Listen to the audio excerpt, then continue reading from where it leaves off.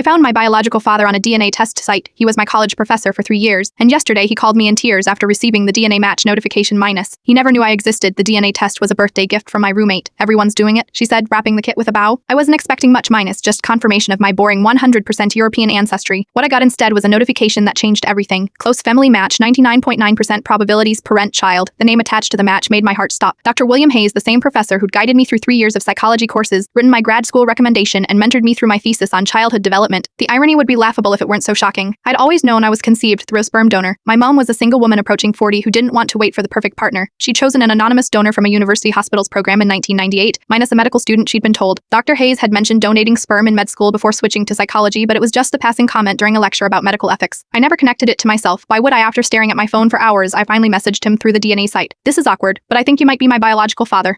I am your student, Emma Wilson. His response came within minutes. Emma, this can't be possible. The donation program guaranteed anonymity. We met at a coffee shop off campus the next day. He brought old photos of himself at 23 minus. The resemblance was undeniable. Might eyes, same dimple when we smile, same unusual widow's peak hairline I've always been self-conscious about. I made that donation to pay for textbooks, he said, voice shaking. They told us we'd never be contacted. I never thought off. The strangest part wasn't discovering my professor was my biological father. It was realizing how much of myself I recognized in him, minorisms I'd unconsciously adopted during our years of academic interaction. The way we both organize notes in color-coded systems, our identical habit of tapping pens against our teeth when thinking. Yesterday he called me after speaking with his wife. She wants to meet you, he said, voice breaking. And I need to know if you want a relationship beyond professor and student. I've unknowingly watched you grow into an incredible young woman for 3 years. I'd be honored to know you as for whatever you are comfortable with. My mom is supportive but confused. Of all the sperm donors in all the world, you got your psychology professor. She laughed through tears. I don't know what happens next in this bizarre story. My graduation is in 2 months, and Dr. Hayes minus my father minus will be handing me my diploma. We're meeting for dinner next week with both our families. Sometimes the most important connections in our lives have been there all along, hiding in plain sight. And sometimes the family you were born to and the family you choose turn out to be the same people after all.